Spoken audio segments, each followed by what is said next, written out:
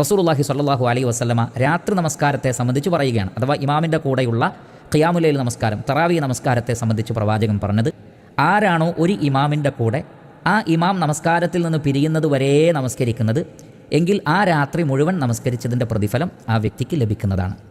അതുകൊണ്ട് പ്രിയപ്പെട്ട സഹോദരങ്ങൾ, ഖിയാമുൽ ലൈലിൻ്റെ മുഴുവൻ പ്രതിഫലമാണ് നാം ആഗ്രഹിക്കുന്നതെങ്കിൽ അതിന് നബി സല്ലല്ലാഹു അലൈഹി വസല്ലം പറഞ്ഞു തന്ന വഴി ഇമാമിൻ്റെ കൂടെ മുഴുവനായി നമസ്കരിക്കൽ. ഇമാം സലാം വീട്ടി പിരിയട്ടെ, അതുവരെ ആ ഇമാമിൻ്റെ കൂടെ നിങ്ങൾ നിന്നാൽ നിങ്ങൾക്ക് ആ രാത്രി നമസ്കാരത്തിൻ്റെ മുഴുവൻ പ്രതിഫലം ലഭിക്കുന്നതാണ്.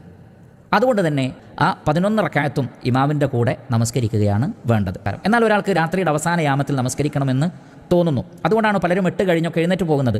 അതിനവർക്ക് അൽഹംദുലില്ലാ മറ്റൊരു വഴിയുണ്ടല്ലോ. എന്താണത്?